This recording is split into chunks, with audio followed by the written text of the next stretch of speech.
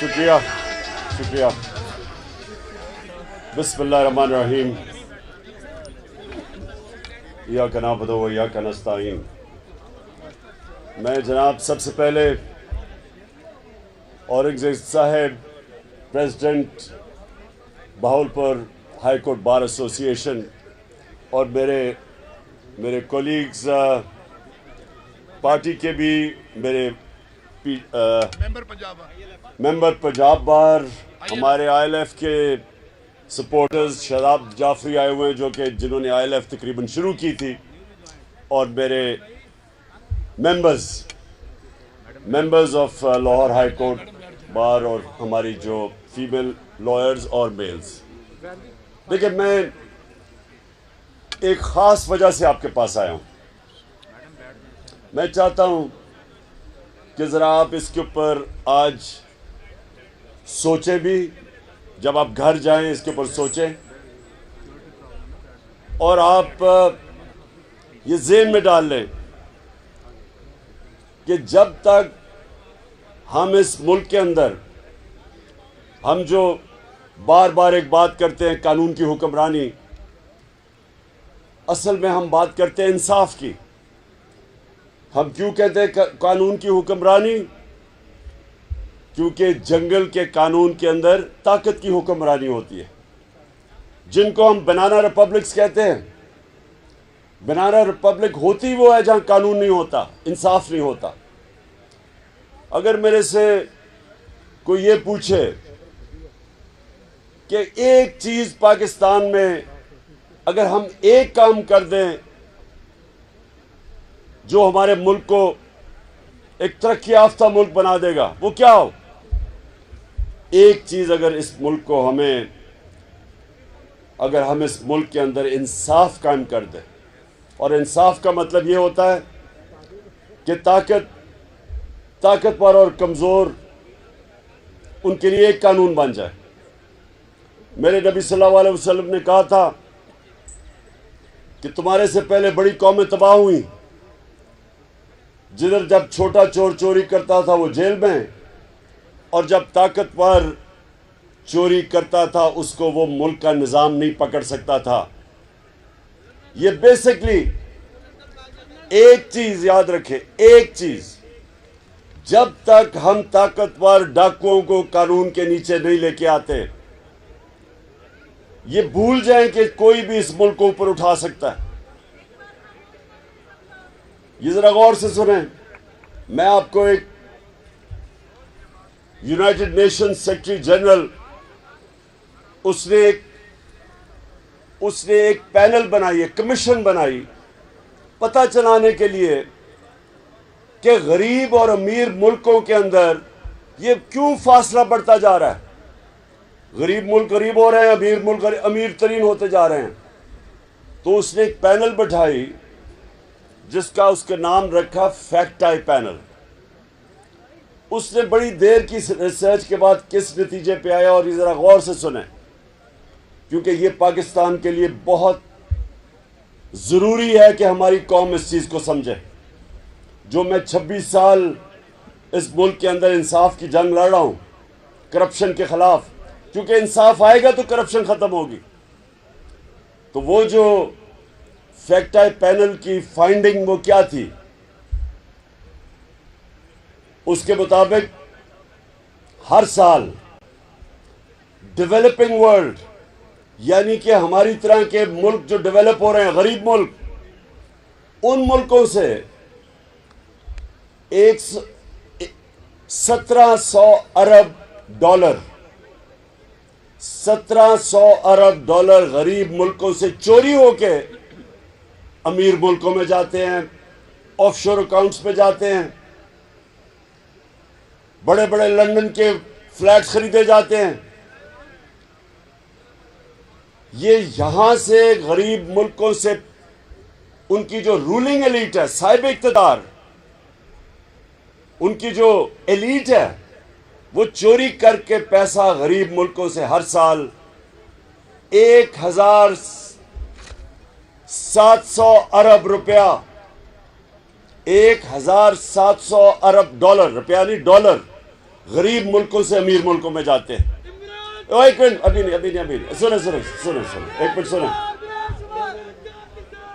सुन लें। एक ये बड़ा ज़रूरी है आपके लिए सुनना, क्योंकि मैं तो आया असल में आपको इस जिहाद के लिए तैयार करने के लिए आया हूँ। मैं पहले समझ जाए ना वो जिहाद है क्या। ये अगर आपको समझ नहीं आएगी कि आप किस किस्म की जिहाद लड़ रहे हैं, तो आप खुद को हमला कर देंगे।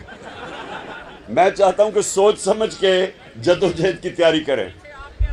सो देखें, जब तक जो मेरे नबी सल्लल्लाहु अलैहि वसल्लम ने 1500 साल पहले तकरीबन तब कहा था कि जब तक आप बड़े डाकुओं को कानून के नीचे नहीं लेके आएंगे, वो मुल्क नहीं बच सकता बर्बादी से।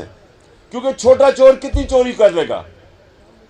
छोटा चोर तो चले भैंस चोरी, गाय चोरी, या ये मोटरसाइकिल गाड़ी ज्यादा से ज्यादा, लेकिन जो बड़ा डाकू है वो सिर्फ मैं शहबाज शरीफ और बेटों ने जो सिर्फ FIA के अंदर इनकी चोरी पकड़ी गई है 16 अरब रुपया जो पकड़ा गया। जो नहीं पकड़ा गया वो तो गया बाहर। यानी जो FIA ने पकड़ा था वो 1700 था। जरदारी का ये जो ओमनी फेक अकाउंट्स वो 100 अरब से भी ज्यादा है। तो जो छोटा चोर है वो कितनी चोरी करेगा? बड़ा चोर, जो मेरे नबी सल्लल्लाहु अलैहि वसल्लम ने कहा था, मुल्क तो तब तबाह होता है जब बड़े चोरों को आप नहीं पकड़ते। वो जब पैसा चोरी करते हैं, वो बिस्तर के नीचे तो अरबों रुपया नहीं छुप सकता, उसको हुंडी हवाले से भेजना पड़ता है, डॉलर लेके। डॉलर्स की कमी हो जाती है। जब डॉलर्स की कमी होती है, रुपए पे प्रेशर पड़ जाता है, रुपया गिरना शुरू हो जाता है। जब रुपया गिरता है, हर चीज महंगी हो जाती है, गुर्बत फैल जाती है। और जिस मुल्क के अंदर आपकी करेंसी करना शुरू हो जाए, बाहर से सरमायाकारी नहीं होती, फॉरेन इन्वेस्टमेंट नहीं आती, मुल्क तरक्की नहीं करता। तो मेरे अजीम लीडर ने तो 1500 साल पहले कह दिया था कि अगर आप बड़े डाकुओं का माशरा, आपका इंसाफ का निज़ाम नहीं पकड़ेगा, वो तबाह हो जाएगा। छोटे चोरों को पकड़ने से क्या फायदा? सारे जितने आपके जेल में इस वक्त जितने भी आपके चोर बैठे हुए ना, पता नहीं 70,000 में से कितनों ने चोरी की हुई है, उन सारों का पैसा आप इकट्ठा कर दें तो एक शहबाज शरीफ and sons corruption limited company, जिन्होंने एक खांचा मारा है, वो 16 अरब का जो इनका FIA का केस है, वो सारे चोरों के से ज्यादा पैसा है। सो इसलिए जो मैं आज सबको आपको तैयार करने आया हूं, देखिए, हमने मिलके अपने आप को हकीकी तौर पे आज़ाद करना है। हकीकी तौर पे आज़ाद हो ही नहीं सकते जब तक इंसाफ ना हो, क्योंकि इंसाफ लोगों को आज़ाद करता है। अब मुझे यह बताएं कि 25 में हम क्या कर रहे थे जो इतना क्रैकडाउन हुआ? मेरे ऊपर कोई अभी तक पता नहीं 16 FIR हैं, सारों के ऊपर FIR। हमारे फारूक आजम उस उम्र में पकड़ के जेल में डाल दिया, ख्वातीन को पकड़ लिया, 2-2 बजे घर में पुलिस ने छापे मारे। यानी पुलिस ने 2-2 बजे ऐसे गए छापे मारे जैसे पता नहीं कौन मुजरिम थे। और जुर्म क्या था कि एक हमने फैसला किया था लॉन्ग मार्च का, तो लॉन्ग मार्च का तो 2 हमारे दौर में फजलुर रहमान ने भी फैसला किया था जी, डीजल साहब ने भी फैसला किया था, और फिर कांपे टांगने वाली बिलावल ने भी फैसला किया था। तो हमने तो कभी किसी को नहीं रोका। हमने तो वैसे वो एक मरियम भी एक लेके आई थी कोई लॉन्ग मार्च किस्म की, वो रास्ते में कहीं गुम हो गई। तो हमने तो कभी किसी को नहीं रोका। हमने ना किसी के लिए कोई कंटेनर खड़े किए, ना हमने उनको कोई FIR काटी। تو ہمارے دور میں تو 3-4 لانگ مارچ ہوئی تھی. ہم نے بھی وہ ایک لانگ مارچ اناؤنس کی. پتہ ہزاروں لوگوں کو جیلوں میں ڈالا, لوگوں کے گھروں میں چھاپے مارے, اور پھر جب وہاں دیکھ رہے ہیں عورتیں بچے, وہاں اسلام آباد میں دیکھ رہے ہیں عورتیں بچے لبرٹی چوک میں, ان کے اوپر شیلنگ کی گئی. کبھی میں نے اس طرح پولیس کو فیملیز کے اوپر شیلنگ کرتے نہیں دیکھا. تو یہ اس کے لیے ہمیں انصاف کی جنگ لڑنی, یہ ہمارا رائٹ تھا. میرا آئین مجھے حق دیتا تھا, میرا آئین مجھے پرامن احتجاج کرنے کا حق دیتا تھا. اور پرامن احتجاج کیوں؟ کہ ملک کے اوپر بڑے بڑے ڈاکوں کو مسلط کر دیا گیا ایک سازش کے تحت. تو ہمیں اتنا بھی حق نہیں تھا کہ ہم پرامن احتجاج کر سکیں. ڈنڈے چلائے انہوں نے, ایسا ظلم کیا, اور اس کے بعد مسلسل کبھی میڈیا کے اوپر کریک ڈاؤن, اچھے نامور کریڈیبل وہ صحافی جن کی عزت ہے معاشرے میں, ان کے اوپر کریک ڈاؤن, وہ ملک سے باہر گئے ہوئے ہیں. میڈیا ابھی ARY کے اوپر اس کو بند کیا ہوا, وہ اب ہم اسلام آباد ہائی کورٹ کا شکر ادا کرتے ہیں کہ انہوں نے اس کو بحال کیا. کبھی اس طرح کا جو خوف جو شہباز گل سے ہوا, جو اس کے بعد وہ جمیل فاروقی وہ ایک ننگا کر کے لوگوں کو مارا گیا, ایسے کبھی نہیں ہوا. جو اپوزیشن لیڈر, سندھ کا اپوزیشن لیڈر حلیم عادل شیخ, جو اس طرح اس سے کیا جا رہا ہے, وہ ایک کیس سے نکلتا ہے دوسرے کیس میں زرداری ڈال دیتا ہے, کیونکہ یہ مجرم ہے, زرداری مافیا ہے, یہ شریف خاندان مافیا ہے, یہ تو ڈیموکریٹس ہی نہیں ہے. اور اس کے لیے مجھے اپنی وکلا برادری کی ضرورت ہے, کیونکہ اس وقت جنگ ہے انصاف کی.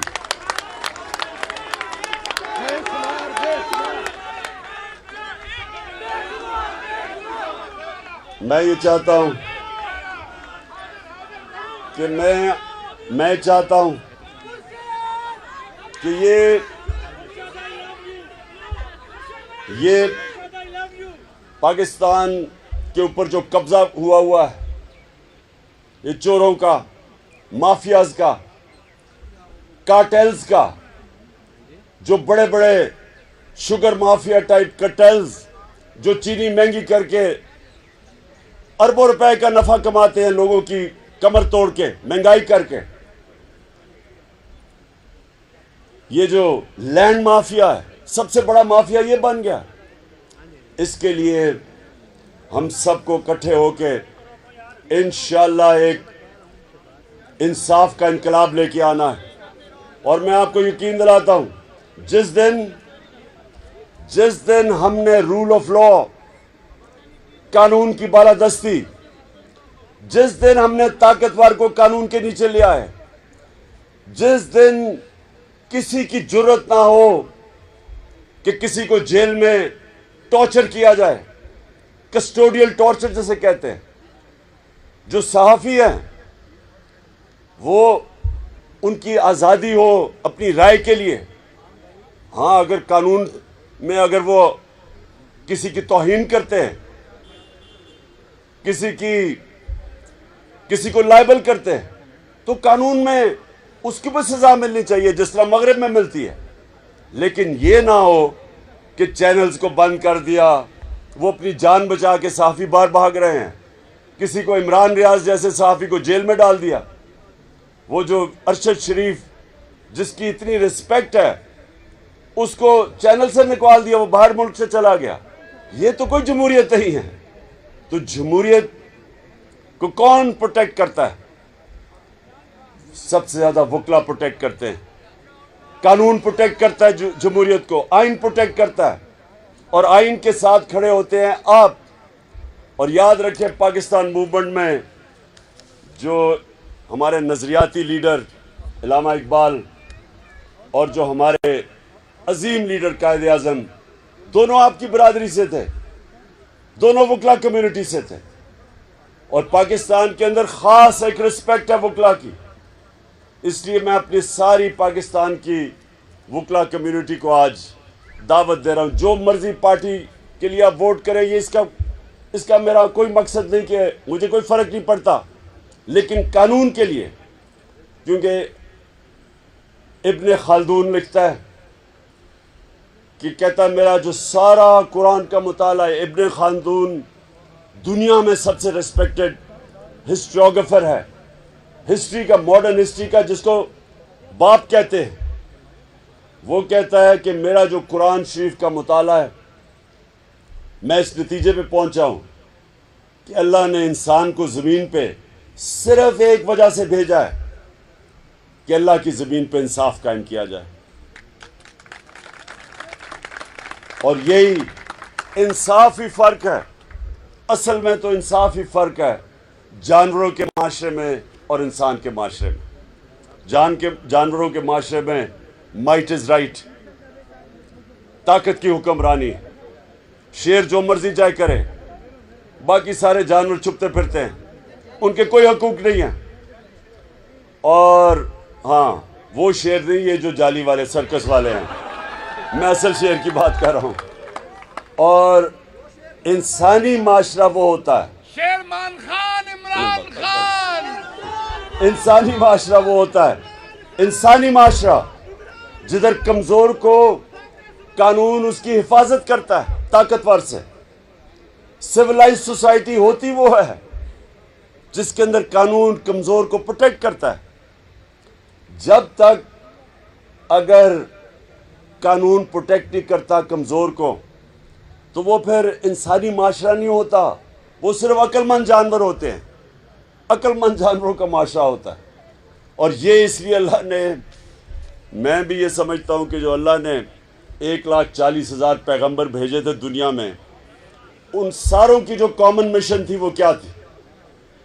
وہ دو چیزوں کی بات کرتے تھے، انصاف اور انسانیت۔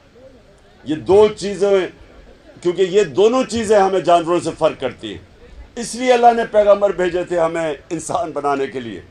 اور اس لیے انشاءاللہ پاکستان میں جو اب ہماری جہاد ہے وہ ہے انصاف کی۔